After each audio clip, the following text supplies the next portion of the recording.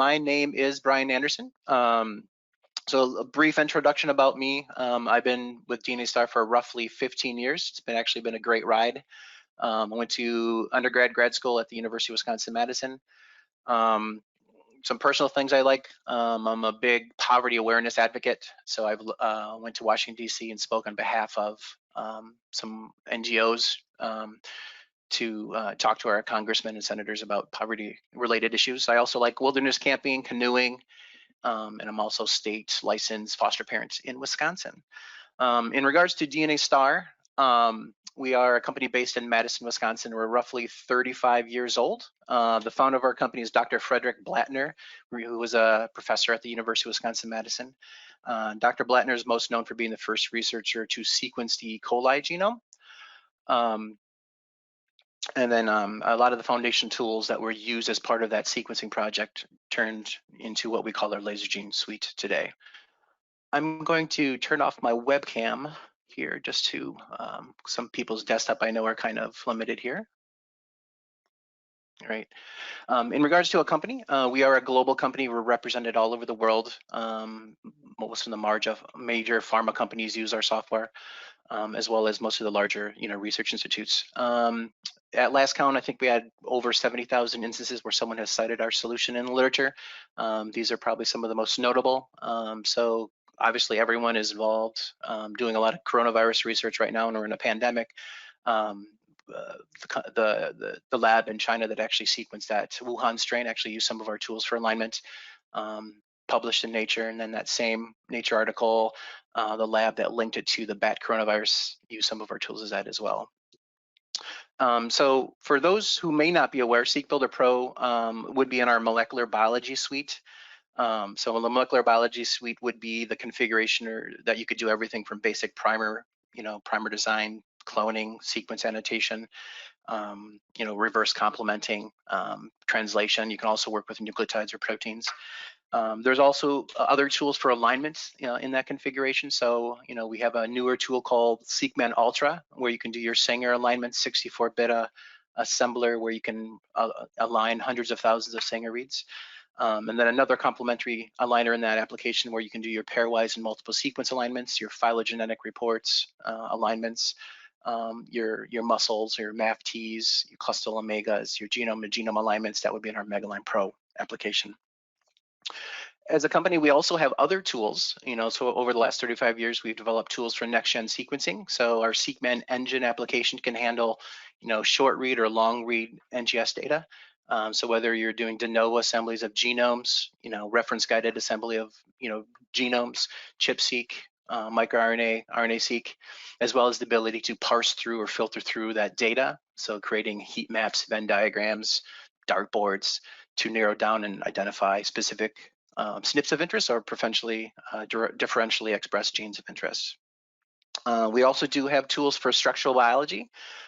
So we have a direct link to the protein data bank in our Protein 3D application. So you can bring in PDB files from the protein data bank, visualize those in the three-dimensional space, style, decorate, color. There's also some functionality in there where I can take any amino acid and using some of our accessory tools, specifically our Nova applications, I can actually create three-dimensional models of those amino acids using reverse searches of the protein data bank via the ITASR algorithm from the University of Michigan. So what we feel over the last 35 years is we've developed a number of different tools that cover mole biogenomics and structural biology. Today's agenda, we'll focus on, the intro will be a general SeqBuilder Pro introduction.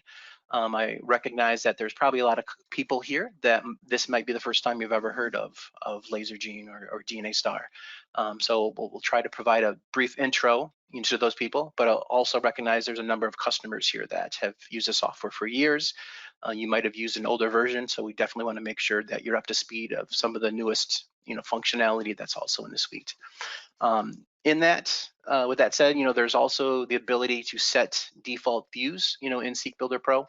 So if you're a longtime customer and you like that minimalistic, a legacy application, what we call EditSeq view, you do have the capability to make a more minimalistic view, but you also have the capability to enhance the style, the color, the font. If you want to use instead of an Arial font, you do have the capability to change your styles, your look, and feel of the way that the software is presented. From there, we'll introduce, our Gibson multi-fragment cloning workflow. So we'll take a gene from a coronavirus, and then we'll basically add a GFP towards the 3' end of that gene, and then just show you the point-and-click workflow for Gibson cloning. It's going to automatically create the primers, the amplified targets, and then the final resulting clone that you can further decorate, style, export, create an image, save it into a Word document or PowerPoint pretty easily. From there, we'll show a newer functionality where we'll take some antibody nucleotides, and then we'll insert them into a PET28B expression vector to kind of show the newer batch cloning capability. So whether you're doing two targets that you want to insert in batch into expression plasmid, or whether you're doing 100, you can do that in batch, and what the software will do is will automatically amplify the target, insert them into that expression vector based on the restriction sites that you specify in this specific case, that's what we'll do today. And then it will create the amplify, the clones, and then the final, all the different primers, and create a primer file appropriate for that strategy. From there, we'll take some of those clones that we've created and show you how to very easily import them into our annotation library, and then show you the capability of how you can actually use the tool as for auto annotation, and also if you wanted to use our annotation library to pull sequence information if you're building a plasmid, say, per se. And then after that, we'll do a question and answer period. All right, with that said, let's just get started. So if you're new to the software, the first time you've installed it from you're a demo, the first thing upon installation that's going to pop up is what we call our DNASTAR Navigator. So the Navigator is a very helpful tool that serves as an entry point, into the software. So I've been here long enough where, at one point we didn't have this Navigator. So some people had, 7, 8 different shortcuts on their desktop to get access into the software. So if you're a typical researcher, your desktop doesn't have a lot of space. So what we did is we developed this tool to make it easier for people to access, one, the actual applications, but also if you're new to the software, you do also have the capability to organize this interface by, say, for example, workflow. So if you're new to the tool, if I click on that Organize by Workflow icon there below the Utilities tab, we actually break down this interface by mold biogenomics, transcriptomics, protein analysis modeling, and then to the right, there's actually quick links to different applications based on the workflow that you want to utilize. To right of each of those, so Sharon kind of highlighted, a lot of our resources that we have online. So we have everything from webinars like this that we post on our website to 1 to 2 minute snippets of a specific workflow in some of our video archives. But if you click on any of these little eyes, to the right of that workflow name, it actually directly links you to our website, specifically that workflow page. And then in that workflow page, there's a number of different resources that you could learn the software. If there's a specific parameter that you're unsure of, what's the default muscle parameters, say, for example, or can I change or some of the underlying muscle parameters if you're doing a pairwise multiple sequence alignment. You can go to the online help resources to get more information, dig a little deeper about what that specific parameter does. All right. For me, what I typically do for this is I right click on this icon on the right hand side, and I will actually pin this to my taskbar. So this is what I use to enter the software. With that said, I'm going to actually click on the Organize by Application icon here because I know what I'm doing, which application I want to launch, and then we're going to simply just open up our SeqBuilder Pro application. You can also access SeqBuilder Pro via the search. So if you're running on Windows or Apple, you can type in SeqBuilder Pro, in the bottom left hand of your screen, and it will also automatically open the application. The first time when you initially open, SeqBuilder Pro, you get a very blank screen such as this if you're on a Windows system. The next step is to enter data into the application. So there's a number of different ways in which you can actually enter data into the software. So whether you go to File, pull down, and maybe there's a recent document that you're working on. So there's actually a direct link. You can directly go to, a recent document. So in this specific case, I was looking at that Wuhan coronavirus strain. So it will actually directly open that recent project that you just had open based on the default view that that's specified in the software. You can also drag and drop, data into, the software. So when I say drag and drop, what I'm doing is I have a window open, and then I'm highlighting a specific sequence, and then I'm simply just dragging it into the application. Let me just minimize this. Dragging it into the application. So you can do drag and drops, into the application. And since in this specific case, I'm opening up a SBD file, and an SBD file will actually retain the style. So this is an example where I change some of the look and feel, the fonts, and actually the default view. So it's a little bit more custom based on what my preference is. And another option to open data is you can also go to File, Open. I know this is very simplistic, it's pretty basic, but you can navigate to whatever target nucleotide protein that you want to bring into the software. We do support a number of different file formats. So if I click on all known formats here, as you can see, we support a number of different standardized formats, as well as competitor formats, text formats, where you can simply drag and drop your data into the project.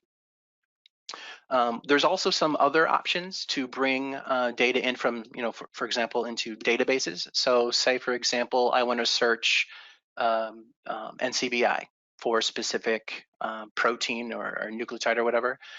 There's actually some functionality from the net search pull down where I can do a new text search. What that will do is it will actually prompt you, starts connecting to Ncbi Entree. I can specify the nucleotide or the protein database, and then say, for example, I want to look for S protein, which is a popular search term right now. Hit search. What this will do, let me maximize this a little bit, is this will automatically populate results based on that criteria that you specify and give you different research results. So from here, I can check some of these different results, and I can actually do a batch save, and it will automatically save those results to your desktop. I can check a selection and actually open in directly in SeqBuilder Pro if I wanted to. If I don't want to look through all 57,000 records, I can actually dig a little deeper into this data and actually search these results for specific indicators. So for example, if I want to look at S protein and Wuhan, what that will do is we'll dig a little deeper into the data to look through a more manageable search result based on criteria that you specify. So to open these up, I would simply just hit check one of those, and then I would simply go to, you can open it up in our classical GeneQuest application or in our SeqBuilder Pro application. I can also double click on any of these selections, and what that will do is actually directly open up that record in Ncbi, and you can actually read a little bit more information about that specific reference. So if I scroll this over here, as you can see in this specific case, it's a file from mouse. Another option is you can actually directly bring data in via a session number or an entree number. So if I go to File, Open an entree sequence, similar to what we did with the text search, I can actually right-click and paste in, in a session number. So in this specific case, this would be the tumor protein P53. I'm specifying this nucleotide database, but I can also do a protein if I have a session number for the protein. Hit OK. And then what that will do is it will prompt you, okay, where do you want to save that file to? I hit save. Do you want to replace it? Of course. And then that will automatically open up that file in SeqBuilder Pro. Since I'm pulling down data from Ncbi, there is some advantages of that. What you're pulling down typically is a fully annotated sequence or protein. So if I, for example, click on the comment view, and let me just scroll up here a little bit, you can actually see any recent publications that are associated with that accession number, any annotation information that's associated with that accession number. There's a summary regarding that accession number. And then if I click on the feature tab, there's also going to populate any specific features that are associated with that specific accession number. All right. All right, so the couple things that I'd like to do when I initially open the software is I changed the default look and feel to have something that's more similar to what I'm showing here. So what I'm going to do here is I'm going to open that Wuhan strain again, and then I'm going to toggle to the circular map. One of the first things I do is I'm not a big fan of this lower view here, so I'll actually go to View, remove that split, so I just see just that circular view, and then I have the option to toggle between the different views and interfaces that we have here. One other thing I like to do is I'd like to change some of the fonts. So I'll click on, for example, the title here. So you can actually change the font on the right-hand side here under Style. Select Circular Style, and then I'll switch it from Arial to, let's just do Bauhaus 93, for example. You can do the same thing with the restriction enzymes. So if I click on one of the restriction enzymes, go over here to the right, I have the option to change just that restriction enzyme if I wanted to, or you can actually change all restriction enzymes. And what I'll do here is I'll change this to Charlemagne. All right. So once you've manipulated or changed this view, so there's a number of different options in the software. I can turn the split view on and off. I can drag things to the right. I can hide this side panel. If I wanted to split the window tile, so you have 3 or 4, windows that are open. Within the software, you do actually have the capability to change and set this as your default view. So if I, under the view pull down, if I would go to save this layout as a default view, anytime that you open the software in the future would retain that default view when you're opening a nucleotide or a protein.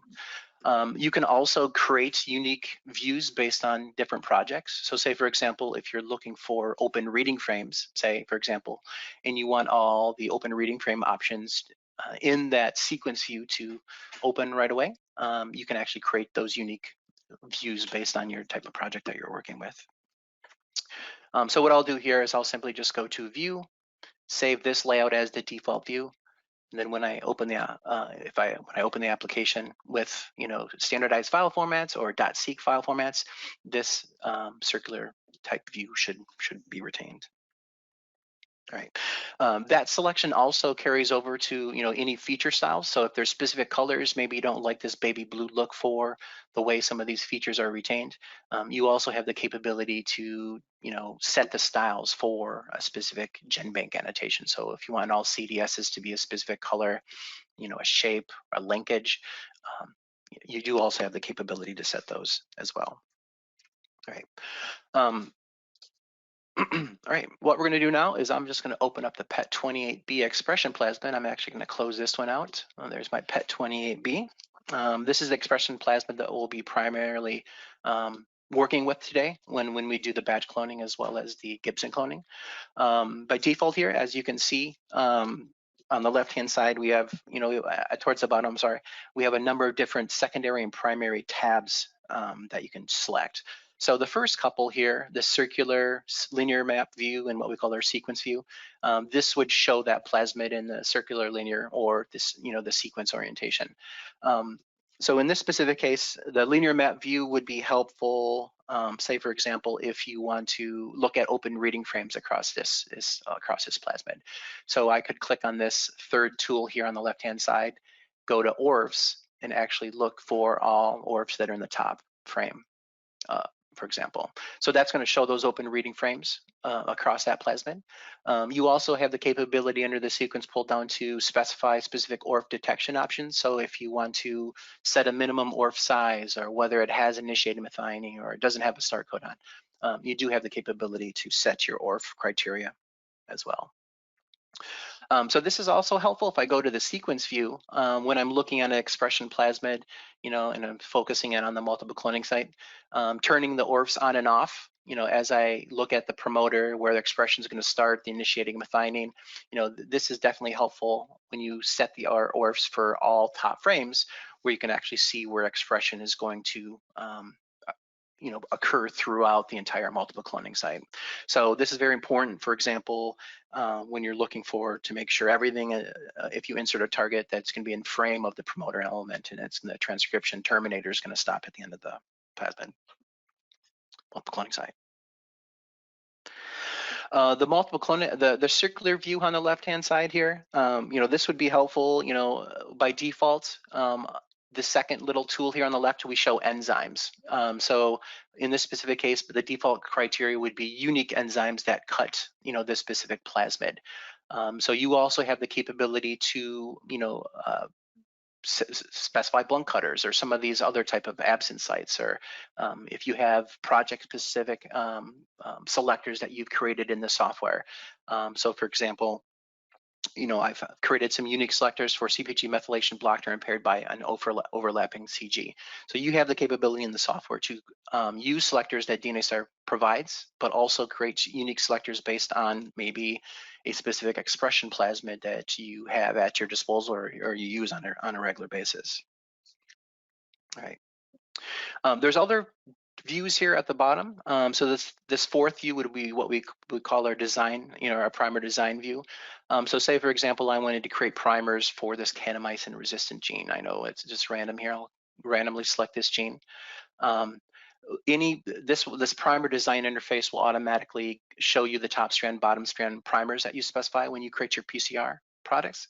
So if I go to the primer pull down and select create primer pairs, it will automatically create primers specific for that selection that I identified, and it will open up that primer design view. So once I select create primer pairs, it's going to ask you, okay, do you want to create primers that end exactly at that selection?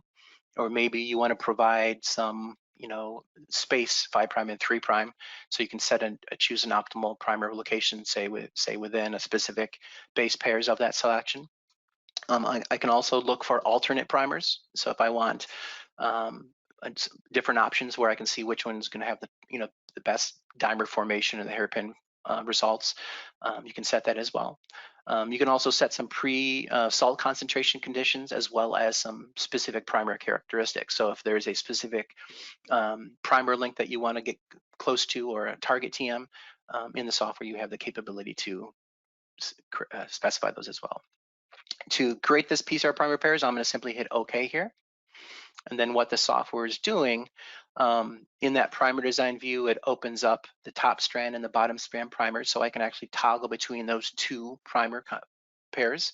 But on the top left here, I can show the forward primer, which by default it would be set at. Then if I wanted to go to the 3' end of the primer, it's going to show you that 3' end as well. I'm going to go back to the top strand primer. Towards the middle of this view, it's also going to show you the most stable dimer. In this specific case, based on the nearest neighbor method, this primer would be considered as bad, and it will actually give you a layout of why it's considered bad. In our software, we try to err on the side of caution. Just because we say something is bad doesn't necessarily mean it doesn't work. You would have to determine that empirically in the lab. It also will show you the potential presence of false binding sites across that. So here, where it says primer binding sites, it'll show you possibility of false binding sites across that target. And then it will show you the hairpin information on the right-hand side. And then a breakdown of the TM, delta G, and the length, etc. Towards the bottom of this view, in this primer tab, so this would be one of the secondary tabs that I mentioned, it will actually populate the primer pair. So if I expand on this little plus, it'll show you the forward primer, as well as the top and the bottom strand primer.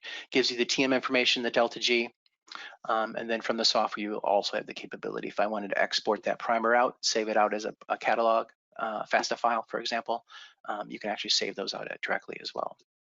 Once you create these primers, if I go back to the feature view, those primers are actually automatically created as annotations. So if I toggle between the primer design view, say back to the sequence view, or the various linear map views, those pairs are actually retained in the visualization. You can also turn those off. You also have the capability to turn off as well. This next tab here we're going to show here is the feature tab. So the feature tab, these are where all the annotations are going to populate. Oh, sorry.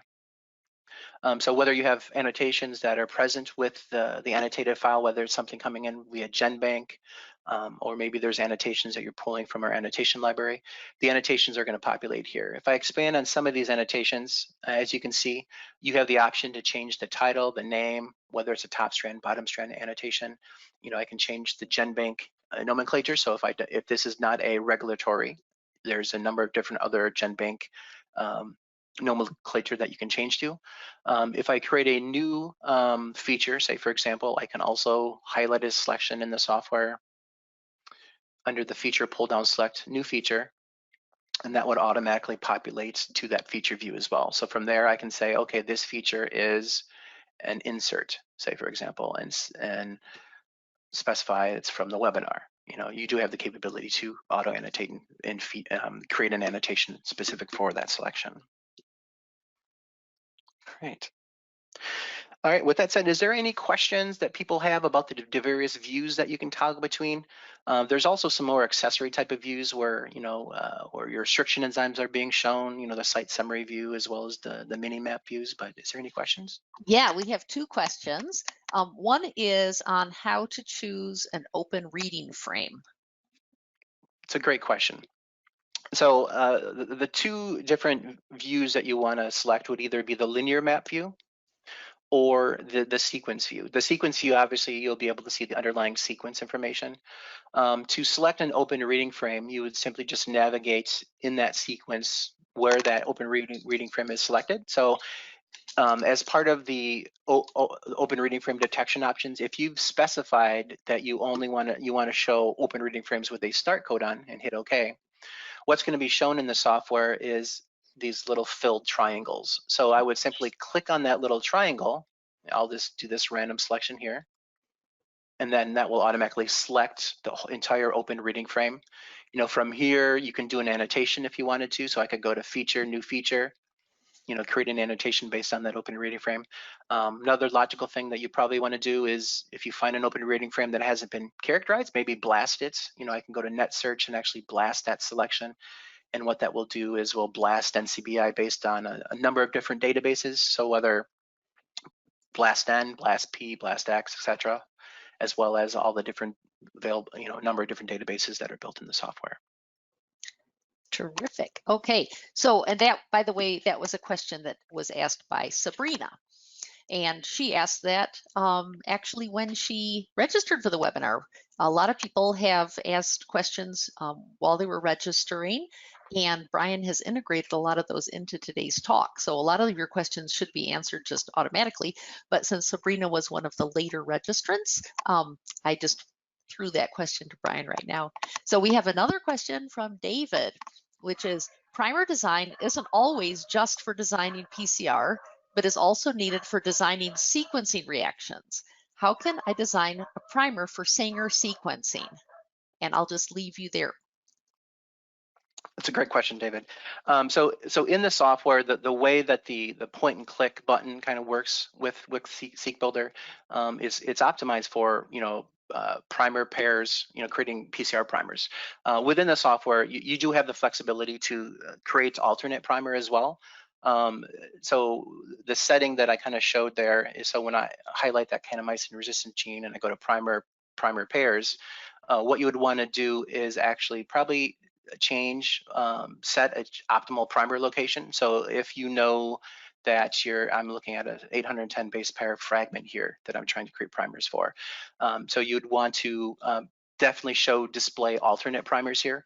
And then through the settings, stay within how many base pairs of the selection, you should be able to create alternate primers that should be suitable throughout that, you know, throughout that gene of interest. It doesn't automatically compare and contrast, you know, all the different primers. Kind of in our SeqMan Pro application, there's some primer walking functionality where it will compare and contrast and look for false binding sites across, you know, the different primers and whether those primers interact. But this should get you closer to creating scaffolding, you know, primers, for example, across the gene of interest. So play with or change to stay within, you know, certain base pairs of that selection. So in this specific case, you know, if I'm trying to create alternate primers across this gene, maybe 200, 400, 300 base pairs, and then display at most, you know, set a specific criteria of how many different primers that you want to specify.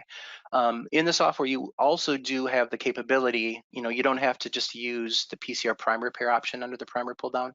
I can also create primers based on a selection. So if you want to simply, you know, create a top strand primer here, I can go to the priming pull down and create a forward primer. So there is some manual capabilities where I can create a reverse primer here, say, for example, and then that will retain that information across the project, and you can compare and contrast the TMs, the delta Gs, and as well. All right. Perfect. So what I'm going to do is now we're going to open up a Wuhan, that Wuhan strain again. So I'm going to go to File, Recent, and then simply we're going to navigate to that Wuhan coronavirus genome. In this specific view, we're going to actually talk about some of the different tools that are available on the left-hand side and the left-hand margin. So I'm going to go to my sequence view. And then basically there's a number of different views here. Today we'll just focus on a couple of these views. The views that are probably going to be the tools that are going to be probably the most helpful for you. The second one here is you have the capability to specify different selectors, restriction enzyme selectors. So this is one location where you can look and filter through restriction enzymes. Another option here on the top right-hand side is I can actually filter by specific selectors, do multiple restriction enzyme selections here. The way you create some of these selections is, for example, under this enzyme pull down at the top, there is actually a built-in selector manager. So you can actually create a new selector manager. There's also different enzymes that are present in the software from the rebase catalog. You can also create other enzymes or cut sites and so forth. So if I wanted to create a selector unique for a specific project, I would go to the enzyme selector manager here. And then as you can see here, there's a number of different selectors that are already available. So for example, one of them previously used was, psumo multiple cloning site. So to create this, all I did is I created a new selector, named it psumo. Under the type, I selected pick.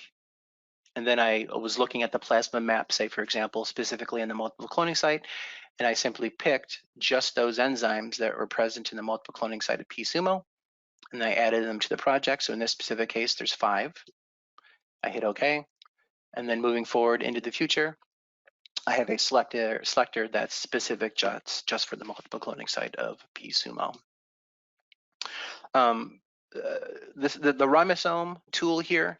So this would be the tool that you'd want to, if I wanted to add the translations, to this specific target, this genome, the sequence, where you can add the tops frames, the bottoms frames, or a specific, the +1, +0, +2 frame shift. This is also the location where you can add those open reading frames that I kind of showed you previously. Here, if you're working with genomic data and as part of your analysis, you've identified the intron-exon boundaries, you can also do partial translation. So say, for example, I've identified, obviously this is a virus, so this is really not correct, but let's just pretend this is a eukaryote. I can actually do a partial translation based on this selection. So I would go to the palette, the ribosome palette tool, select create translation. Let's just label it exon 1. Hit OK. And then what I've done is I actually created a partial translation based on that selection. From here, I can also create features, of that selection. All of those partial translations are going to be retained here in the bottom right-hand portion of the window. I can also create multiple exons and actually start grouping those and merging those. So there is the capability in the software I can join features. So say, for example, the amino acids goes from 1 to 20, and then it has a,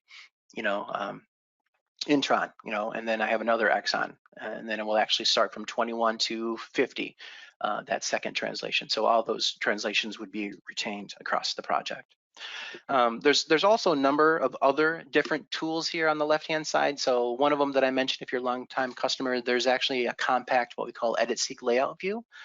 So EditSeq was a very popular application, was one of the first tools that you could use for bioinformatics in the days where, gel sequencing was commonplace. It has a very minimalistic view, very popular type of view, but if you want that minimalistic view, there is an EditSeq layout view that you can simply click on and it will go to that basic view. So this would be helpful if you don't want some of these more secondary views at the bottom. You'd simply select view, remove the split, and then you basically have the classic EditSeq view. You can actually restore default layouts by simply clicking on this other little tab here at the bottom, and it will restore back to your default layout view. So in this specific case, it's going back to that default layout view that we set earlier in the webinar. The next start portion that I want to talk about is some of the various menu options, in the software across the top. So what we're going to simply do is we're going to actually open up that tumors, the P53.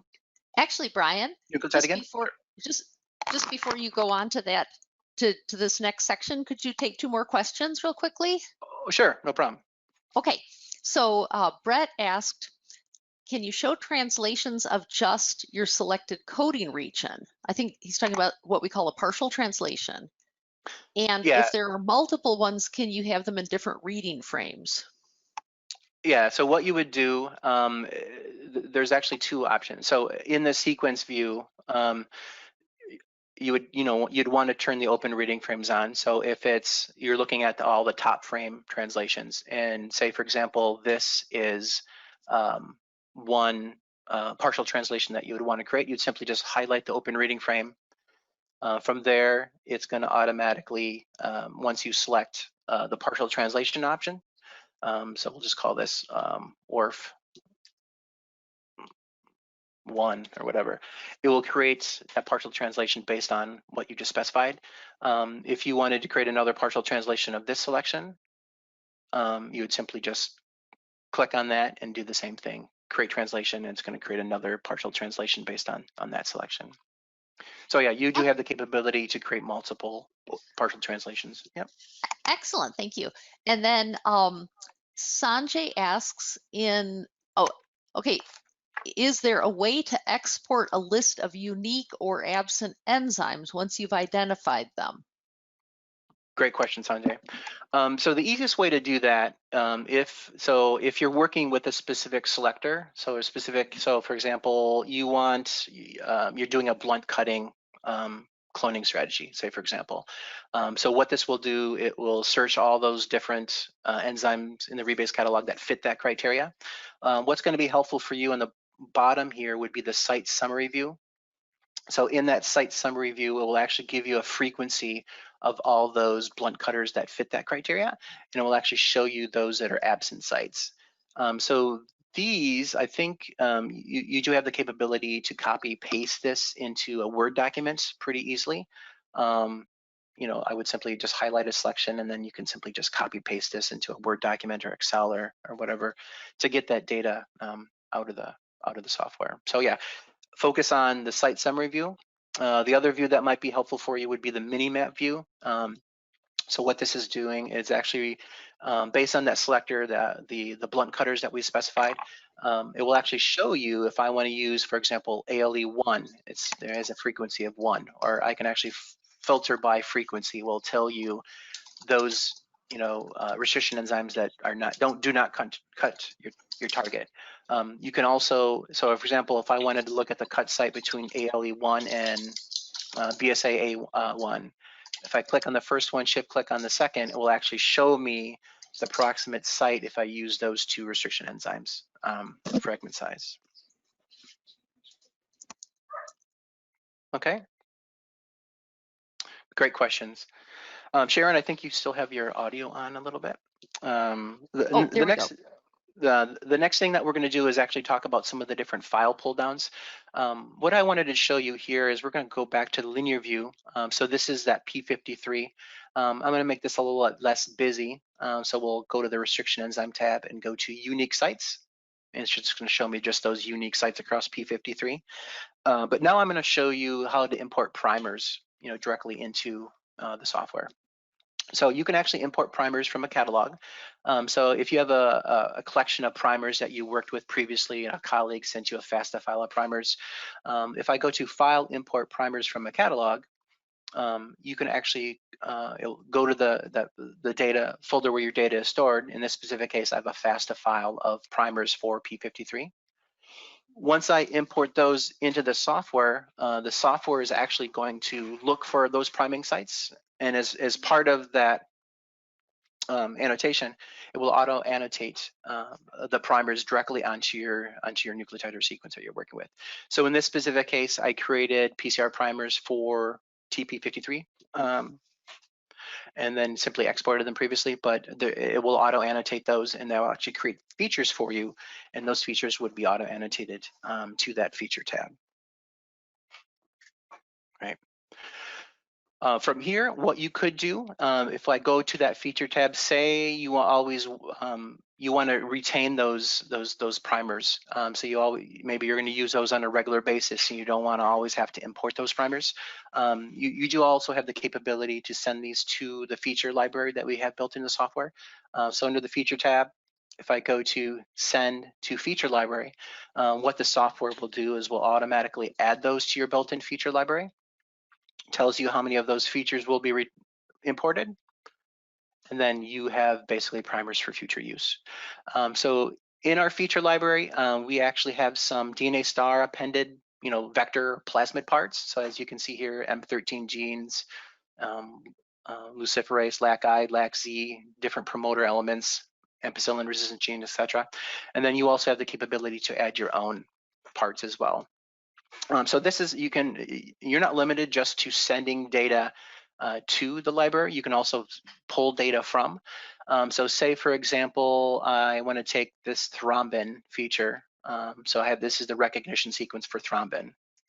I could copy that by hitting Control-C or Edit Copy, and say I want to paste that into an expression plasmid that I'm building. So let me just open up this coronavirus again, go to the sequence view, and let's just click a random selection, hit Control-V or Control-Paste. You can also use it as a tool, to pull data or parts, from that library to use for plasmid creation, plasmid building. Right.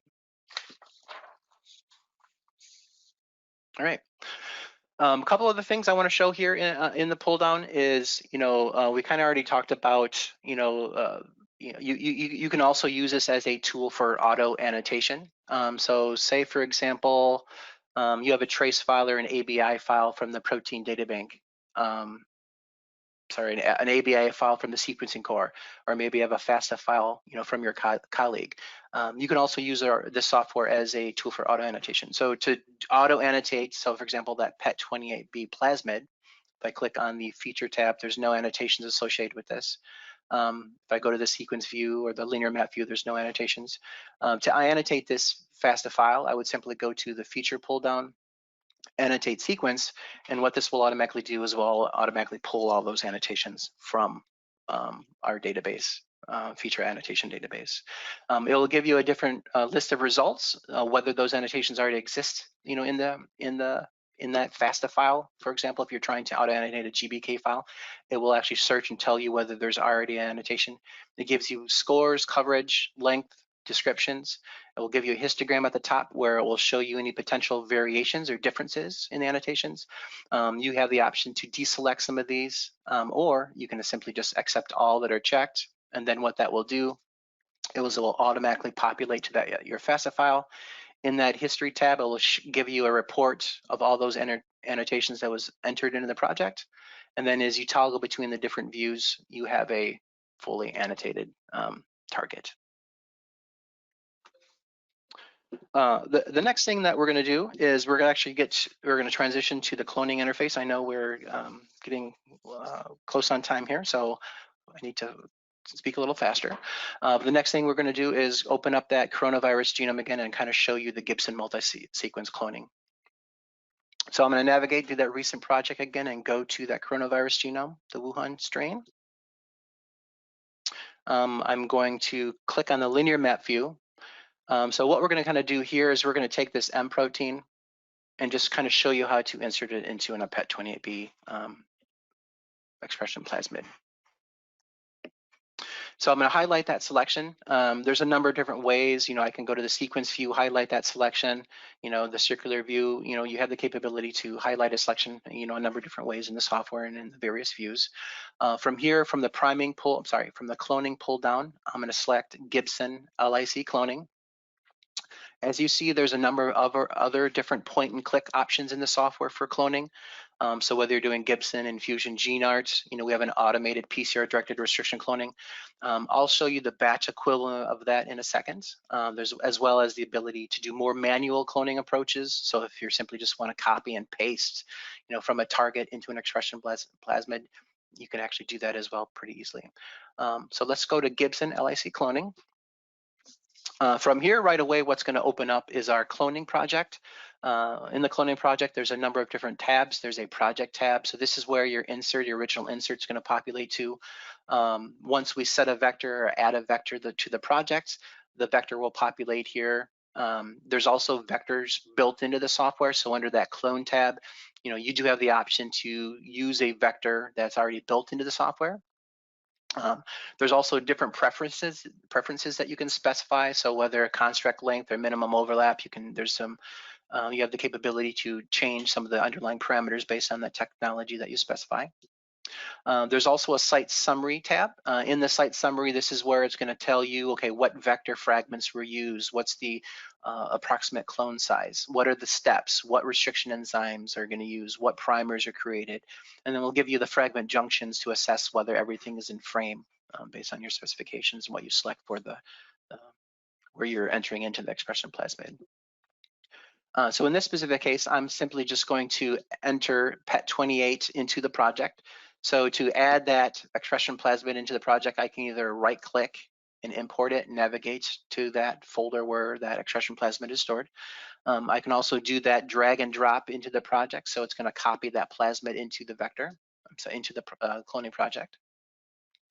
From there, the next logical step is I want to take that expression plasmid and actually add it as a vector that we're going to use. As you can see, it gives me an approximate size of that plasmid. What I want to do now is I need to specify or linearize that plasmid. So I'm going to hit linearize. What this is going to do is actually going to open up that expression plasmid in SeqBuilder. I just so happen to know that we will be using the NCO1 and the XHO1 cut sites here. So on the bottom portion of that interface, I can actually specify the cut sites that I want to use for that cloning strategy. NCO1 and XHO1, for example. The next thing that I actually just forgot to do is, since we're actually entering multiple fragments into this Gibson clone, I'll also need to add the GFP. So I'm also going to add the GFP. This would be, in the insert. And then I'm simply going to add that to the project on the right-hand side. So what the software will do is I'm going to re-linearize that again. It's going to open up that expression plasmid. I can set NCO1, XHO1. It's going to automatically highlight the region where those two targets will be inserted into the expression plasmid. I can also double click, on the restriction enzymes here, hit shift and double click on the 3' restriction enzyme as well, and we'll also highlight it. I can also highlight a random selection if you don't want to use a restriction enzyme, say for example. You do have the capability to simply just highlight a selection as well. From here, I can actually toggle between the different views. So say you're trying to insert outside the multiple cloning site. Typically, if you insert within a multiple cloning site, the frame, everything is in frame of the expression T7 promoter, say for example, in this specific case. But you do also have the option to toggle between the different views to make sure everything is in frame. If this is appropriate, based on the strategy that I'm trying to set up here, I would simply hit select. And then if I click on the summary tab, it will actually show me the fragments where they're going to be exerted into that PET28 vector, the approximate resulting clone.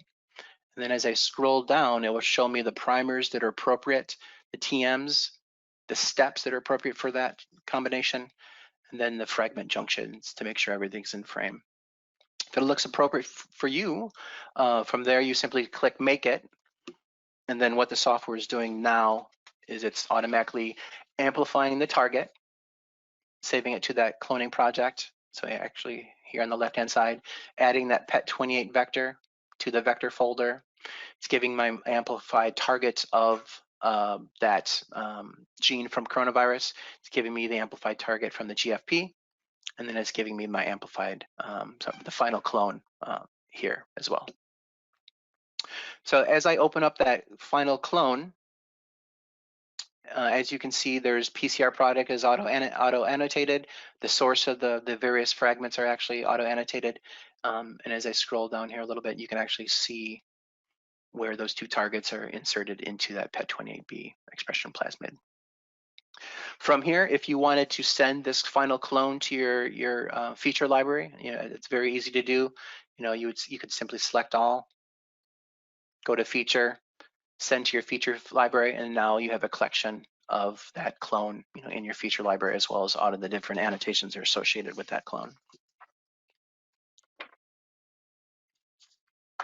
Right.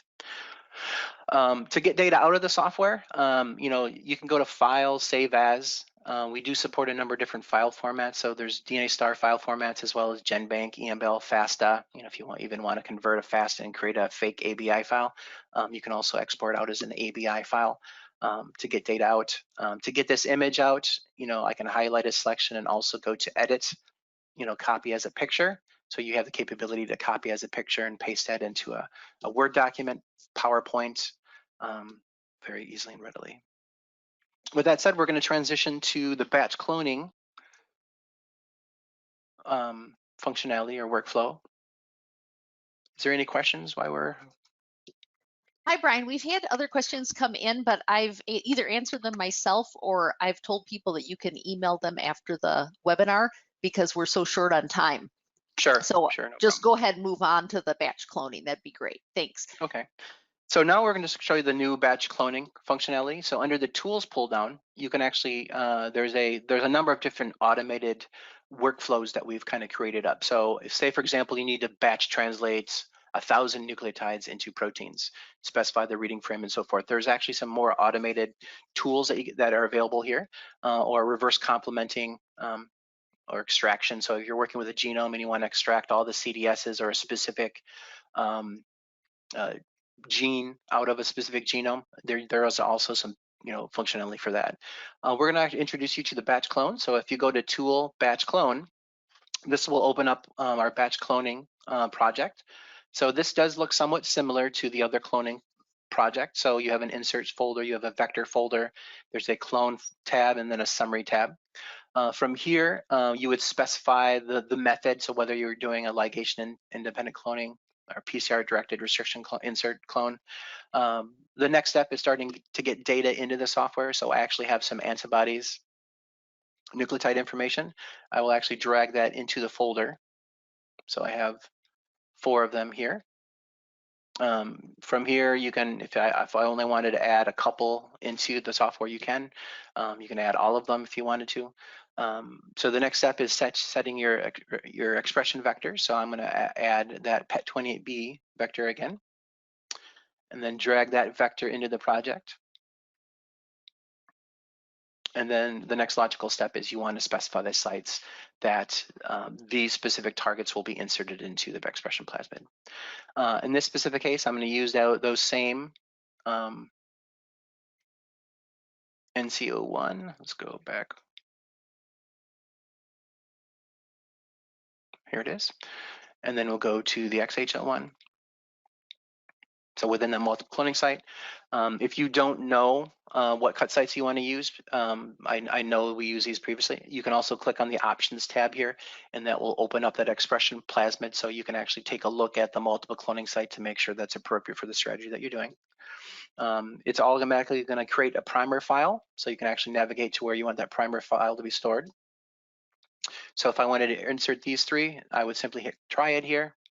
It'll tell you how many clones will be made, what cut sites are going to be used, and then once I hit make it, it will actually ask you to save your primer file.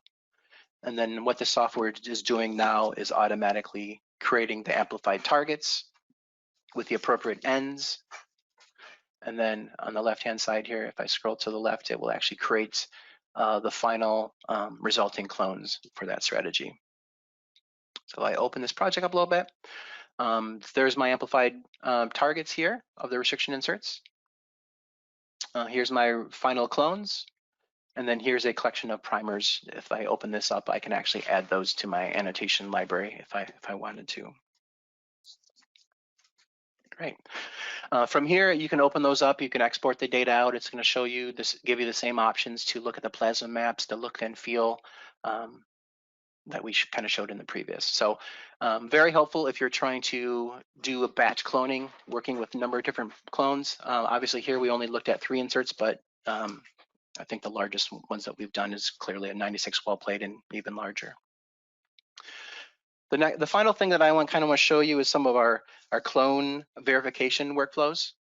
So say, for example, in SeqBuilder Pro, you have a reference that you're that you want a wild type that you want to compare against, and you want to make sure all your Sanger reads are aligning against that reference. So within the software, under these cloning pull down, there's actually something called Verify Clone.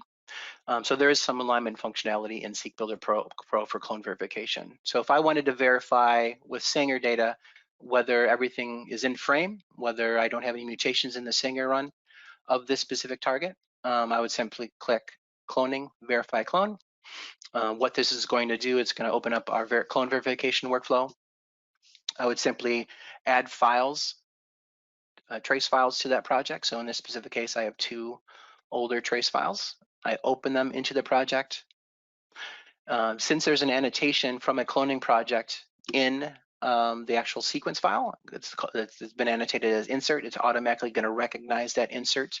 If you don't know where that insert is located, you can also specify or set that insert location, and then you simply just hit run. And what the software will do is it will do an in silico clone verification workflow here, tell you whether the actual clone appears to agree with the computer simulation. You know, it does also list some potential mismatches below. You do have the option to show the reads, you know, assemble with the clone. So that will open it up in our SeqBuilder Ultra application. It does create annotations where those potential ambiguities could exist. So for example, the clone position. And then if I click on these alignment position, what that will do is it will actually open up our SeqBuilder Ultra application to visualize that alignment. Oh, open it up there for a second. Yeah. So SeqBuilder, so you can actually visualize, you know, the actual Sanger electropherograms, you know, in SeqBuilder Ultra. So what it actually gives you a report of those results here. So from here, we'll also show you potential ambiguities, variants, you know, where those reads exist across a sequence. And it's a nice little transition to some of our more advanced tools for pairwise multi-sequence alignments and Sanger alignment assemblies. You can also do those alignments in our SeqBuilder Ultra application as well without using it in SeqBuilder Pro. I believe we'll be having a webinar in the very near future showing those workflows. Okay, with that said, I think that kind of concludes all the different workflows that we kind of discussed today. I know there's a lot of information there, but if anyone ever has any questions, you can contact me directly at brian@dnastar.com. We also have a number of resources online as well.